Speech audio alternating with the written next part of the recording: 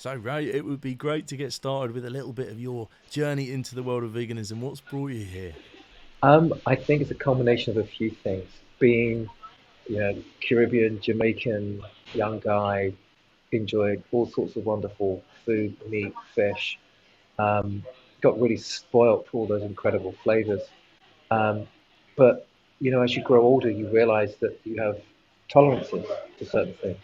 And for one of those things for me, suffering a little bit of IBS, just that irritable bowel Mm, syndrome, is that I realized that food had such a massive impact on how I felt, my moods, yeah. my physicality, being a real sports person as well.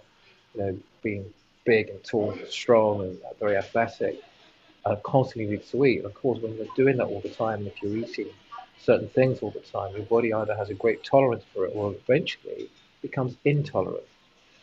And Mm, I suppose my first understanding of what it was to become a vegetarian, let alone a vegan, mm, was more about, not everything we are told that is good for us is actually good for us. And so the mm, first part of the journey comes with being ill, right? Bloated stomach, yeah. blah, blah, blah, drinking red wine or eating red meat. And I worked in a restaurant that I created, a French restaurant, and it was predominantly meat, right? So there's lamb, and there's chicken, and there's beef. Beef is a big thing. And I suppose as I grew up and got older and older, and fitness has always been really key for me. I wanted to find foods that made me fitter, that made me work better, Mm, more efficiently. So I used to do a lot of running, a lot of martial arts, that type of thing. Um, and I soon realized, quickly realized when I got into my mid 20s, and I was really into my world of work, which is hospitality. So, I create and invent concepts for bars, restaurants, clubs. That's my world. It's something that's grown over the years. And of course, with that understanding of what works for an environment, such as the place I'm in now, BE Kitchen, my restaurant, um, which is plant food, is what works for me. And I've over mm, years, as much as you're stubborn, you start to cancel things out, right? Because there's that process of elimination. And so for me, what I realized after maybe some years, let's say we're 10, 20, I'm 30, I'm 40 years of age, um, I've stopped eating red meat, say 15, 16, 17 years ago, just down to chicken and fish. And then I stopped eating chicken and I just eating the fish. Um, and then I'm doing lots of yoga because as we get older, we try different mm, things and I practice yoga. Yoga um, was a game changer, a true game changer.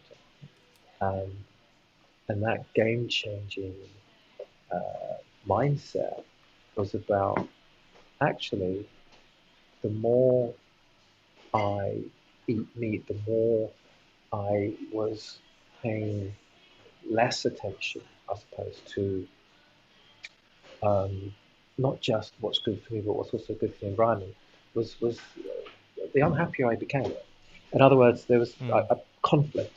And what's good about conflict is that you start to become introspective. You start to understand why doesn't this work for me, or why do I feel crap when I eat this, or why do I feel really bad when I'm looking at something that's alive and now it's on my plate and it's dead. That's a piece of fish or something mm, else. And the journey happened because of health and fitness.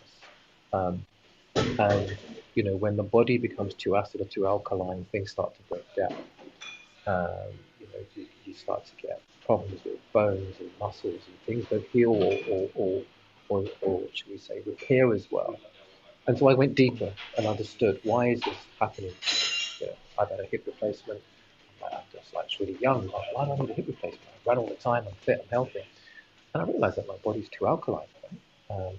And so I got a little bit deeper into understanding the Ayurvedic principles of eating.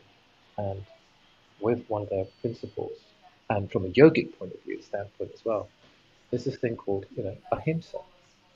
And ahimsa is about non-harming, right? And it's mm, about being conscious about trying to avoid harming other living creatures. And I think that's where my journey really started. So when I Mm. started practicing yoga on a regular basis, this is probably again 15, 16 years ago, that sort of combination of stop eating red meat because red meat was bad for my stomach, IBS. Um, I kind of quickly understood that, there's this thing called karma, right? And karma could be really put down to things that are good for you, things that are bad for you. Because sometimes if it's bad for you, it's bad for other people, right? If it's good for you, it's good for Mm. other people. Now, if that makes you happy, it might make other people happy. So I see things like karma as purely just alignment and things and common sense. So as I started to practice more and more yoga, I realized I wanted to eat less and less meat. I wanted less. I didn't need it. I didn't have a desire for it. And over those few years, I realized I loved yoga so much that I wanted to become a teacher because I enjoyed the message of, look, here's a healthy mindset, and it usually goes with a healthy body. And in that case, if you have a healthy mindset and a healthy body, it usually means emotionally you're much more stable because of those things are in balance. Let's eat food that makes me feel good. And so I stopped eating meat 8 years ago when I became a yoga teacher. And the reason why it happened was because they said, look, when we go to this beautiful Shala over in Greece, in a place called Empidavros, which is an amazing place, Mm. a part of the Greek mainland, a few hours from Athens. Um, the coast, little sea town, port, looks onto this amazing uh, dormant volcano. So the energy there is amazing. And so they said, you have to be vegan. So we went. And before we went, I thought, okay, I'm going to just stop eating all meat, all fish, all dairy, everything, at least 2 months before I go, just to build myself up to it psychologically. And I did it. Of course, my family, my partner, she said, oh, you're not going to do this. And my mum said, oh, you're going to miss all this amazing food that I cook and everything else. And I was like, yeah, okay, I think, but I'm going to do this. So I stopped eating all animal products 8 years Mm. ago, and it felt amazing. It felt incredible. And in my first week of my yoga training, teacher training, I crashed. And so this is this thing that happens that when you um, take away certain things from your body that your body's used to, like people who stop smoking, people who stop taking drugs, whatever, they have those withdrawal symptoms. I really crashed, and somebody had a pea protein powder. And Right. they said, have some of this, and I felt so much better.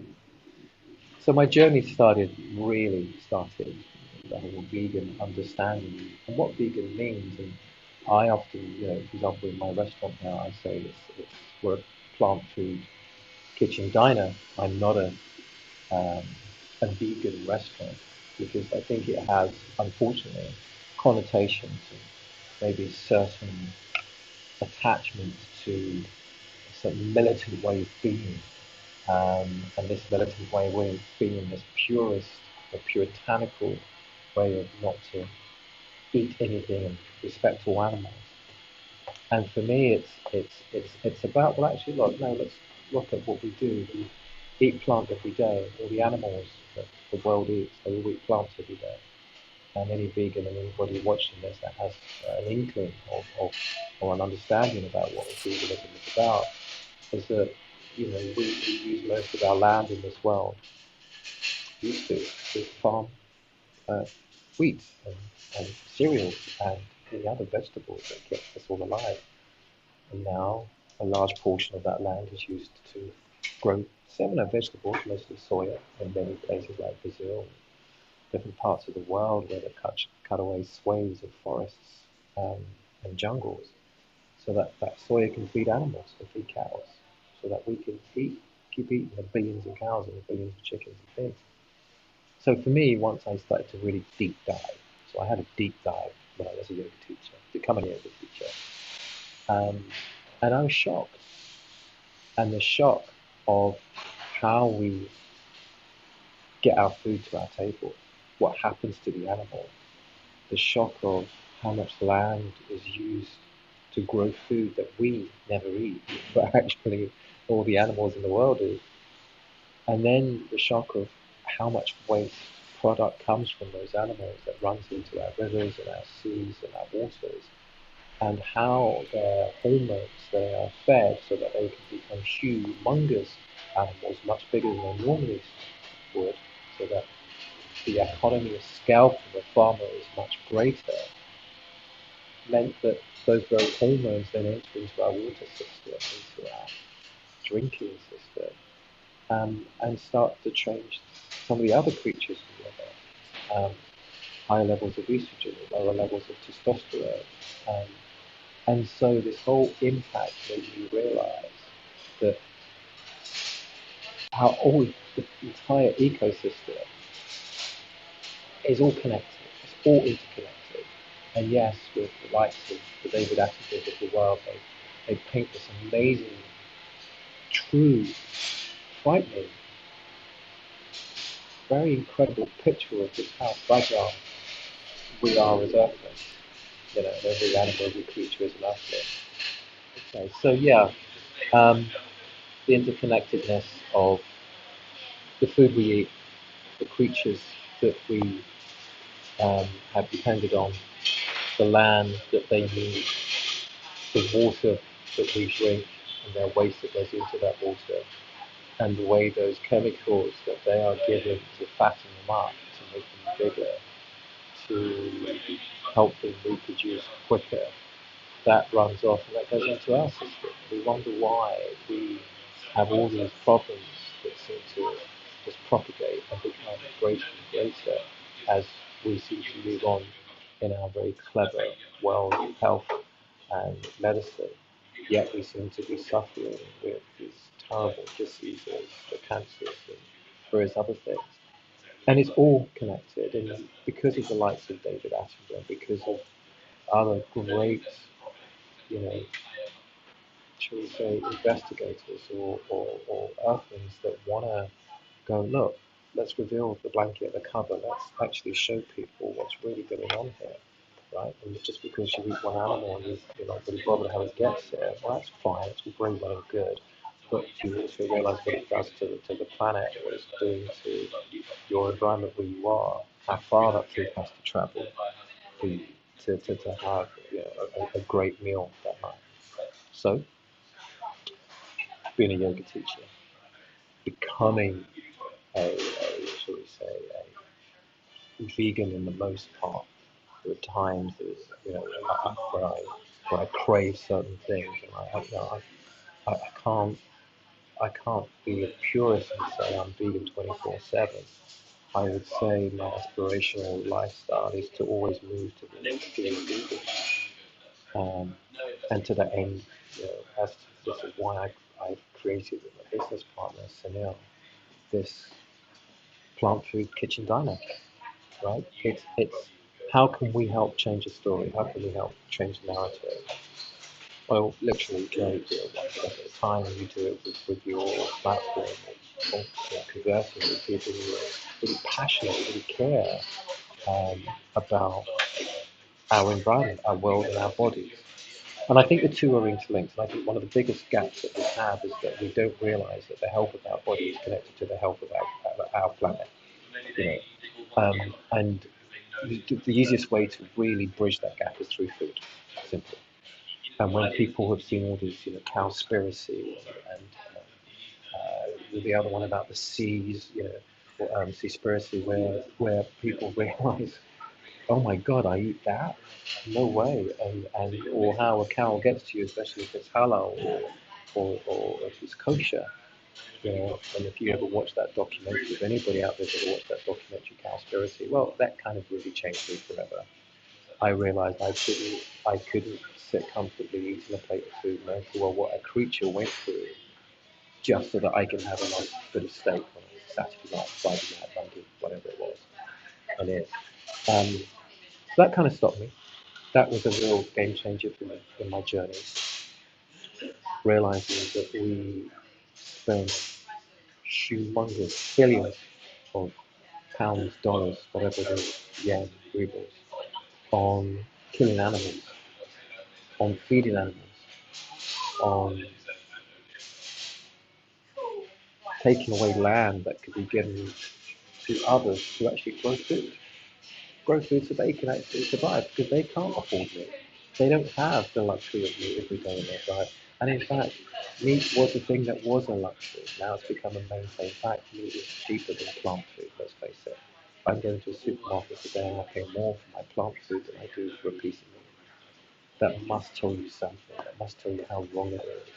That must demonstrate just how the status quo and what it means to be, a first world citizen, the ability to have what you want whenever you want, in whatever quantity you want. That's got to tell you we're seriously out of balance. So I am really passionate about environment. In my restaurant, I do things such as when I opened it, I deliberately said we're not going to have gas, so we don't do gas. I opened the kitchen, a commercial kitchen without gas. It's an all-electric kitchen. People went, "Excuse me, are you mad?" Well, here's reasons why it works, right? It works because, notwithstanding what's going on in the world today and energy supplies and the terrible atrocities that are going on in the name of someone's own misguided ego um, and perception of what they think is great. Um, we use green energy and it's wind and power and wave. And yes, there is a company with funny little tentacles that we donate called Octopus as well. Um, that supply our energy. And I did a lot of investigation into who are those companies, who truly are the green companies, and they truly are. I went to a couple of companies before, one couple have gone bust. And I said, I want green, I just want an electric kitchen. Where does the energy come from? I went, great, sign here. And so that was the beginning of our VE kitchen, which is vegan every day. Um, and that journey, I said, well, okay, how true can I be? How true can I make it? But it's still commercially viable. And this is the trick. This is the difficulty here, right? The real rub is that to be caring, to be considerate, to be aware, to be clever, to be smart, to be compassionate. Um, it takes such a humongous effort because the way business and commerce is set up, it is still against you in regards to truly achieving a business that is sustainable, that has that allows you to have all of those elements in place so that your foundation of your business, whatever your business is, whether it's an office building, whether it's a restaurant, whether it's a clothing shop, my partner's into clothing, that's her business. She creates uniforms for bars, restaurants, hotels all around the world. Where do those things come from? That's the first thing. You know, what are the sacrifices that had to be made in order for you to have that thing delivered to you? And then how do you make it? As I said, I think we're now at a point where we kind of we see through all the marketing. I think we understand that we can change if we really want to. We can eat a much healthier, uh, have a much healthier diet. We can eat less animals. We can actually do things that make a difference. Whether you recycle something, as we do, recycle everything here. Whether you choose to use green energy, whether you choose to um, use less plastic in the world. Period. It's one of those terrible, invisible crimes that's constant, and it's constant because we like convenience. And once we move away from convenience and we move away to things that actually might take a little bit more time, but time well worth spent on pursuing a way of life that actually, in the end, will give us much more satisfaction, will give a greater sense of quality, a real sense of worthwhile effort, um, and hopefully our kids. I've got three kids. You know, they correct me, we correct each other on how we go about putting our world together, how we go about our daily, you know, disposable of things we no longer want or no longer use. And yes, there are all these other wonderful platforms that go give us your old stuff, we resell it. and reuse it. And I think that's also incredible. Um, and I think the more we do that, is then the more we realize actually new isn't always best. Uh, More isn't necessarily where it's at. Quicker is just a quick road to misery. And I say that by this digitalized world we live in. When I teach yoga, I talk about opening the back of your neck because we're like this the whole time. We digitalize our body. And so, there are all these people having all these back problems and they're constantly doing this.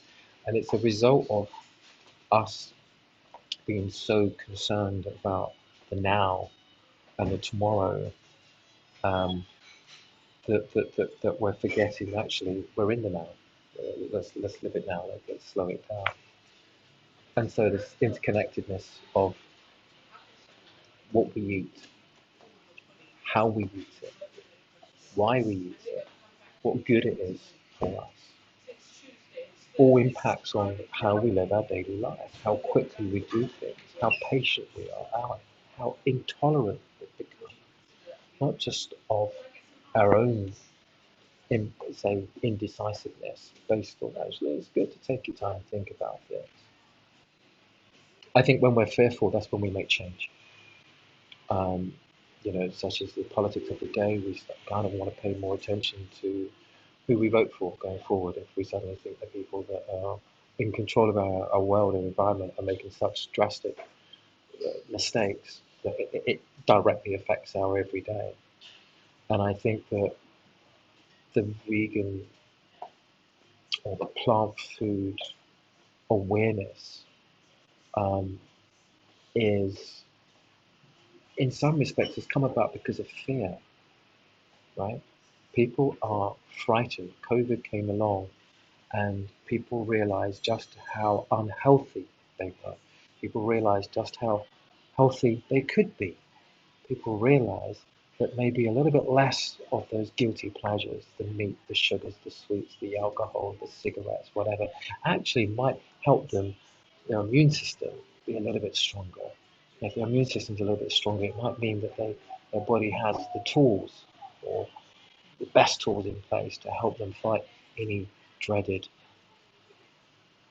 bacterial virus disease that comes our way. Maybe we've got a better chance of staying stronger and getting through it. So it's out of fear, I think, that the plant food revolution has really um, gone into overdrive, if you like. Fear and money, right? Commerce, let's face it. So now all these wonderful, huge companies, right? The McDonald's, the Burger Kings, Pret a Manger, um, you know, all well-meaning, but all looking after their shareholders as well. And that the zeitgeist says, well, you've got to pay attention to the belly, the health, your biome, your bacteria, which means you've got to eat more plant. If you've got to eat more plant, it means we need more plant. Let's sell more plants. Yeah, let's sell plant food. Let's just do let's ride that wagon. Let's make everybody aware that we're waving the flag, we're with you, we're running behind you. But no, you're not running behind us. You're watching us run like a marathon. So very well, cheering on the marathon runner. But would you run 26.24 miles, whatever it is? Most people wouldn't do that. Most people think it's crazy. Most people go, why would you do that anyway? Well, you do it if you're going to die younger, you'd do it. And you might do it if you're going to make a crap load of money. So I do have a slight love-hate with some of the newer ways of veganism, and or the way it's presented, the way veganism is presented today. There's all these clever people, these clever bots, the Beyond Meat, the Moving Mountains, and plant burgers. Don't get me wrong, it's all great. It's all part of the conversation because we all love to have um, a dummy in the mouth. If you can't have the nipple or suck the thumb, if you can't have to suck the thumb, you'll smoke a cigarette. If you can't smoke a cigarette, you'll suck a lollipop. If you can't suck a lollipop, eventually you'll maybe take something for a straw and it's a drink and it's a milk. And if you can't do that, well, you're going to feel a little bit lost. You don't know what to do with your fingers, right? Hmm. And this replacement of meat, I think is I think it's a good thing to change the way people think, But I think it also has to be very careful in that it doesn't create a false narrative. And I think that false narrative is beginning to take hold and also beginning to be kind of seen for what it is, which is Mm. it's just a temporary fix. It's something that gives us a degree of comfort today so that we're able to cross that bridge and move into a real, truly better way of living and eating. So, yeah, that sort of conditioning, I suppose, that we need to have meat, and therefore the emergence of all these incredible companies that are creating processed foods to help us make that transition. Um, and I think we'll make the transition. I think we would have made it naturally anyway, because eventually, our bodies tell us what it needs, and it also tells you what you don't need. And if you pay enough attention to it, especially when you become ill, if you get cancer or stomach problems or whatever it might be, you change your diet. People change their diet when they become scared, when they're full of fear, and they think something terrible might happen. And the same way we've stopped smoking over the years in this country, and most of the Western countries have now really moved on to that non-smoking because they realise how damaging it is. I think eating meat will eventually go the same way. There will be more, and there is more and more mounting evidence every year that comes that meat creates so many problems within the body, um, especially the type of meat that we eat based on the hormones and the way animals are farmed. Um, so the processed meat world, all these wonderful companies, I think great, well done, amazing, amazing, amazing. I think it just helps the whole conversation, and it makes it a reality. It makes it an easy road to transition. Ray, I know you said that you want to normalize what you're doing, but I must say I think you are creating an incredible like ripple in the pond with what you're doing at the restaurant. I think it's just it really will lead the way for others, and I hope it does. And I'd love to see it being, like you say, normalize every street restaurants that have, and every business, in fact, thinking along these lines and thinking so kind of clear-mindedly about the holistic picture of their impact on the world around them and people's health and so on and so forth. I just think it's a wonderful example. So I thank you for it. Where would folks go to find the restaurant and to find out more about you and VE Kitchen? Well, thank you, Jimmy. No, thank you. It's really good to be able to kind of talk about the reasons why you do something as opposed to just, oh yeah, you've got a restaurant, yeah, that's what you do. But the why behind it, I think it's the driver, right? Um, yeah, makes a big difference. Thank you, man. Appreciate it. Really appreciate it. Really appreciate it. Thank you, Ray.